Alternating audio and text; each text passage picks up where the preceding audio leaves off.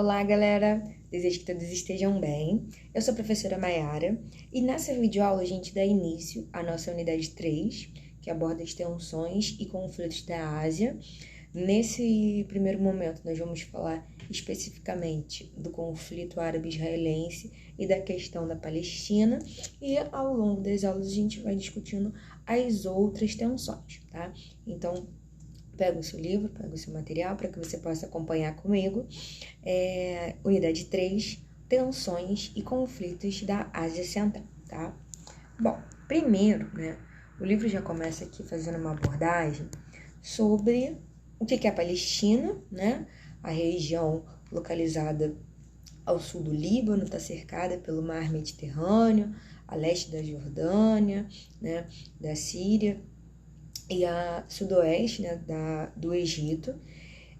Do ponto de vista natural, tem as suas riquezas hídricas, mas quando a gente fala assim, o que é a questão da Palestina, o que é a questão, o conflito, quais são as guerras árabe-israelenses, é bom a gente contextualizar, tá?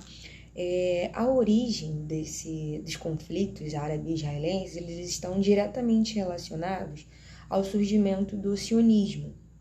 Isso aí a gente pode datar no final do século XIX, tá? O sionismo, oficialmente, ele vai marcar em cerca de 1895, 1896, a partir de um livro, publicado por um jornalista húngaro, e esse livro ele vai se chamar O Estado Judeu, que basicamente vai defender a ideia da criação de um Estado para os judeus. O sionismo ele vai surgir no auge dos nacionalismos europeus, no final do século XIX, e vai ser uma resposta ao antissemitismo, que é aquele ódio, aquela aversão especificamente aos judeus, tá? E na Europa vai ganhar bastante força, principalmente na porção do leste europeu, e a partir daí vão se formar várias organizações sionistas,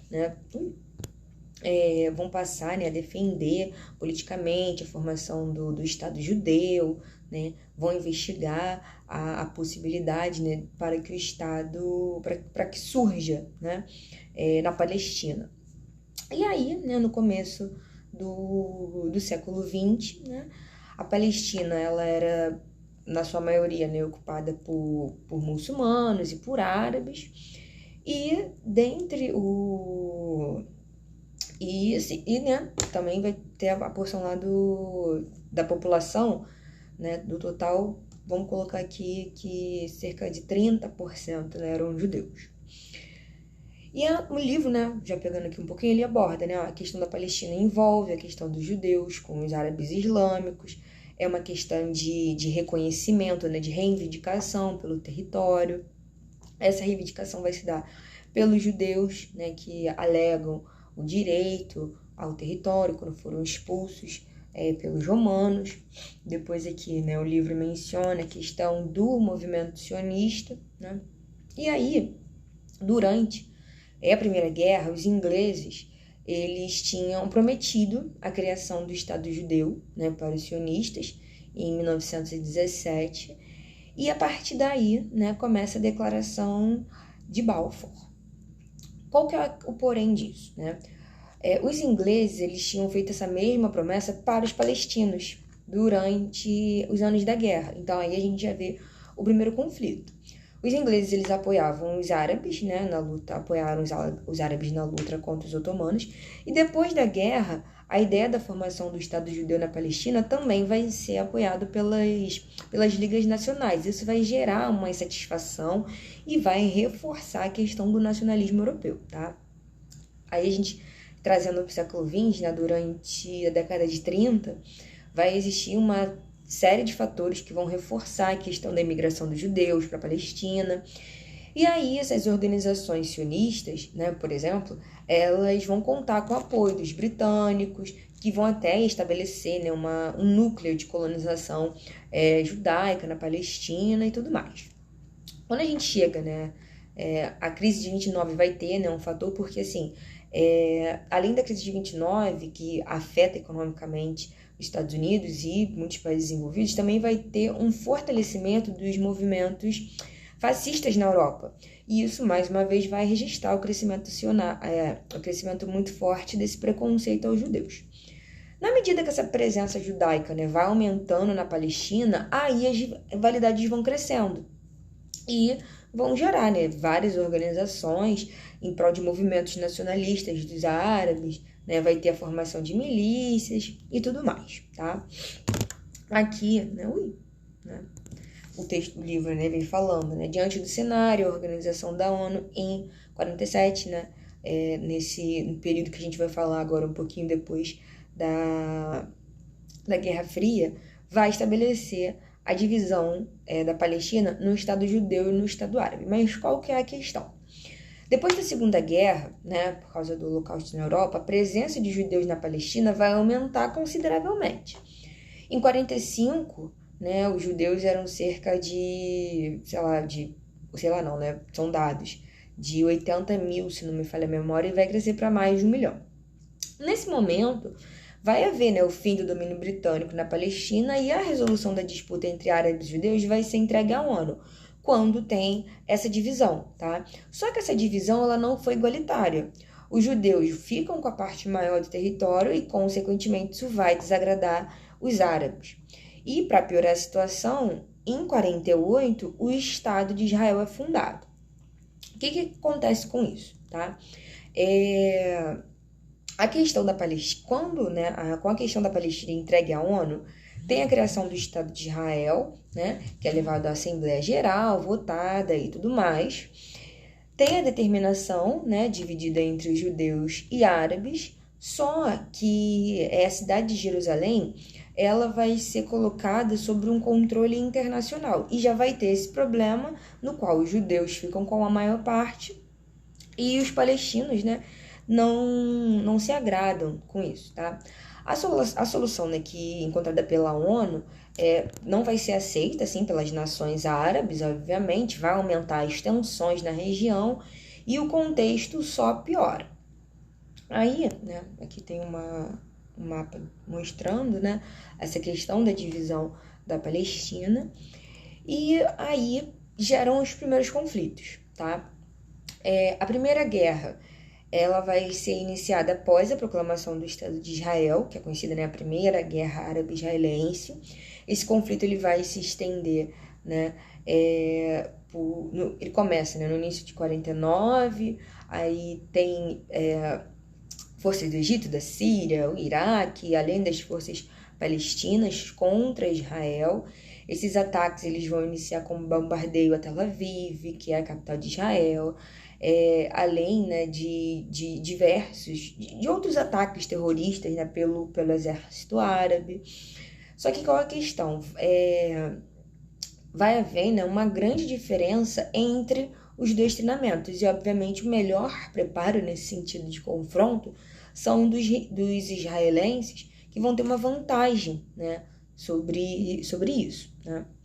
A guerra ela é encerrada, né, em janeiro mesmo de 49, quando as nações árabes vão conseguir, né, assumir um armistício em Israel e sai como um grande vencedor da guerra. Só que qual é a questão? No final dessa Primeira Guerra Árabe-Israelense, o território de Israel ele vai aumentar, né, cerca de 1/3.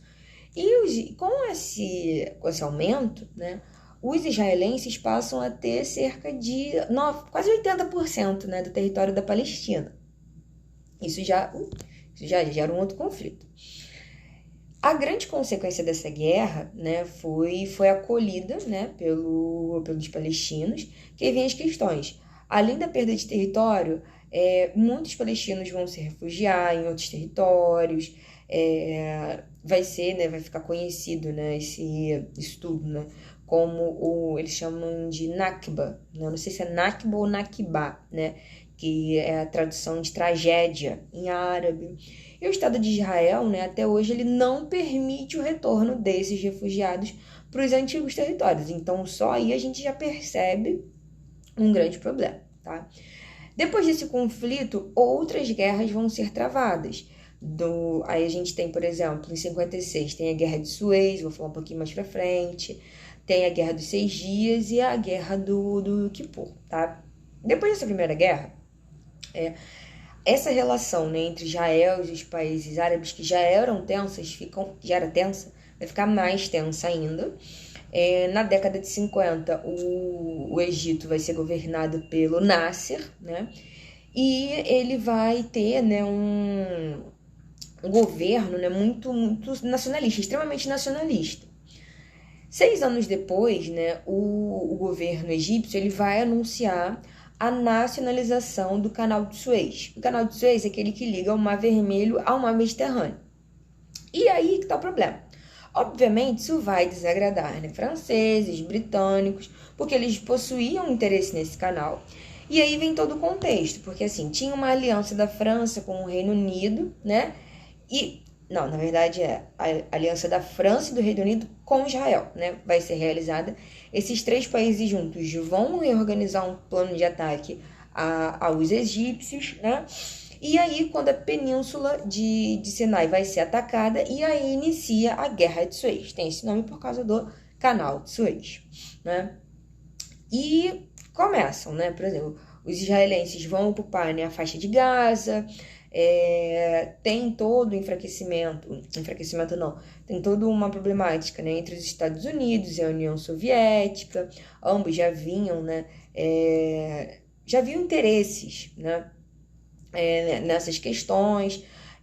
Tem tanto também tanto interesses num lado positivo quanto interesses no lado negativo, porque eles vão ser muito prejudicados, né, em função dessa intervenção de Israel e tudo mais, tá?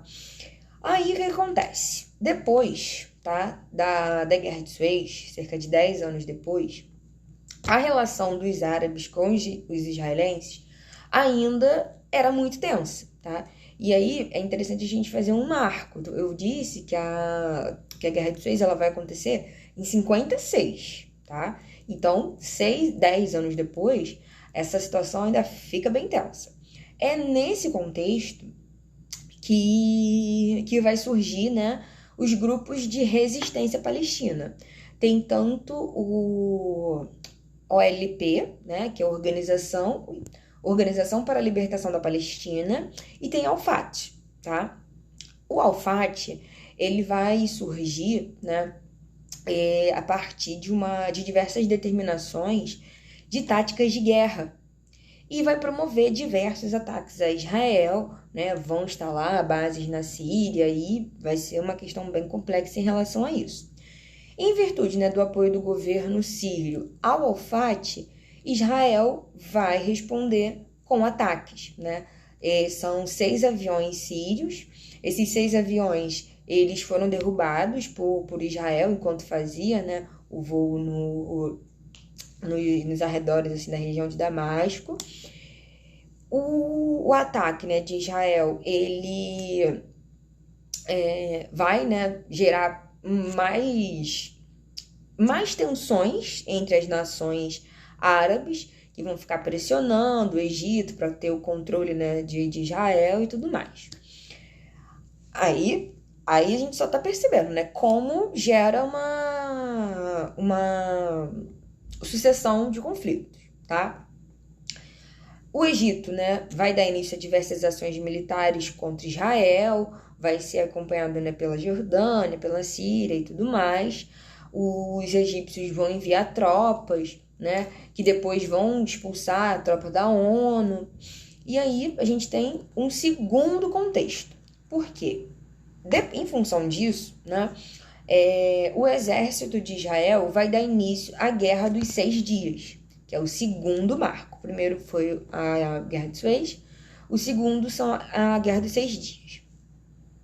E ela, né, a Guerra dos 6 Dias é baseada na organização de um ataque em resposta aos árabes. Vão ser conduzidos, né, ataques aéreos, tem a questão do fuzilamento, e ela vai durar num período de 6 dias. Os israelenses, eles haviam conquistado, né, uma série de territórios, e a gente tá falando, né, primeiro foi 56, 10 anos depois, 66, 67, né, vai ter o fim da guerra, mas aí a gente já percebe como que a tensão, né, só vai aumentando. Qual vai ser a consequência dessa primeira guerra? Israel vai conquistar a parte de Jerusalém, a parte da Cisjordânia, que é o que a gente vai falar assim para frente, né, que é o outro ponto, mas esse mapa já mostra, tem uma representação da Cisjordânia, a península de Sinai e umas partes de Golan. Vão ser realizadas, né, diversas negociações em função da devolução de alguns territórios que foram ocupados por Israel, né? Mas a intransigência das nações árabes vai fazer com que essas negociações sejam extremamente fracassadas e muitos desses territórios, né, estão ocupados até hoje por Israel e não têm a pretensão de serem devolvidos. Marca bem isso, né? É em função desse conflito, né, de 6 dias que vai ter essa apropriação do território da Cisjordânia. O último conflito é o conflito que vai acontecer 7 anos depois, né, do primeiro, né, do segundo, já na década de 70, que vai ficar conhecido como a Guerra do Yom Kippur. Essa guerra ela vai ser iniciada a partir de um ataque surpresa pelo Egito e pela Síria contra Israel. Esse ataque ele vai ser uma tentativa, né, das duas nações conseguirem recuperar todos aqueles territórios que foram perdidos na Guerra dos 6 Dias, esse que eu mencionei agora para vocês. A Guerra do Yom Kippur, ela vai apresentar diferentes fases. Tem desde a primeira, né, que é uma vantagem mais dos árabes, a segunda, que já é uma vantagem dos israelenses. A guerra ela vai se estender, né, por cerca, né, de 20 dias, até que tenha mediação dos Estados Unidos, né, para que haja uma trégua, né, dentro conflito. Só que o objetivo das duas nações árabes era reconquistar o território, só que isso não aconteceu. E aí vem um ponto, né, que é importante a gente salientar aqui, tá? Que até tá... Deixa eu ver se tá aqui Não, aqui o texto tá falando da questão da divisão, né? Esse aqui é o mapa, que é essa segunda parte, tá? Essa luta, eu vou até ler esse texto aqui porque ele é importante. Fala assim, ó. A luta dos islâmicos para formar um estado e retomar os territórios perdidos para Israel com as guerras foi chamada de questão da Palestina. Então aqui a gente já conseguiu entender os 2 pontos. Conflitos árabe-israelenses lá no inicial, né? E agora a gente entende que essa questão para a retomada dos territórios, em função de todos esses conflitos árabes-israelenses, especificamente é a questão da Palestina. E, né, como o livro já aborda, essa questão ela está um pouquinho distante de acabar. Além de todos esses problemas, né, todas essas situações que eu mencionei para vocês, ainda tem agora uma segunda questão que vai estar diretamente ligada à região da Cisjordânia. O que acontece? Vou até ler o texto que está aqui. O outro problema é a escassez de água, pois existem poucos recursos hídricos na área. Assim, a água é um motivo de disputa. O território da Palestina é cortado pelas águas do Rio Jordão, alvo de interesse dos judeus. Lembra que eu falei que na questão da Guerra dos 6 Dias, o território da Cisjordânia foi ocupado? E não foi à toa. É em função da disponibilidade de água, tá? A gente tem um mapa aqui mais à frente que eu vou mostrar para vocês. Aí o livro vem comentando. Desde 73, Israel ocupa territórios sírios, então é em função, né, do conflito, né, dos 6 dias. E nesses territórios especificamente estão as nascentes do Rio Jordão. Como o território da Cisjordânia é o único acesso à água da região, os judeus não permitem a formação do Estado palestino. Olha esse mapa, gente. Posicionamento de Israel, Cisjordânia e a Jordânia. A região da Cisjordânia foi a área de aquisição. Olha onde está o Vale do Rio Jordão. Em função disso, tá? Os judeus, né, não vão permitir a criação do Estado palestino, porque a partir dessa criação eles vão perder o acesso as nascentes do Rio Jordão. Então, é um outro motivo que reforçam os conflitos e tensões entre essas nações, tá? E aqui, né, para terminar, além de enfrentar esses conflitos, a população da Palestina vive em péssimas condições, pois a sua economia está à beira do colapso e é dependente da comunidade internacional. Então, aqui a gente analisa 3 fatores. Uma questão, né, relacionada àquela análise de pertencimento a um determinado território, né, a briga, né, por esse território. Depois a gente viu a questão que a água se torna um outro elemento de disputa, e além desses contextos de tensões e conflitos, ainda há esta problemática econômica e social, tendo em vista os baixíssimos indicadores, até mesmo nas aulas anteriores, a gente analisou um pouquinho, né, sobre os indicadores sociais dessa região, e a população vive em péssimas condições, tanto sociais quanto econômicas, tá bem? Eu encerro por aqui, já até como está na página do livro, né, já tem uma dica de como será, né, qual será o tema dos nossos próximos encontros, mas nesse momento é importante a gente salientar, né, esses fatores em relação aos conflitos árabe e israelenses, tá bom, galera? Eu encerro por aqui e a gente se encontra numa próxima. Até!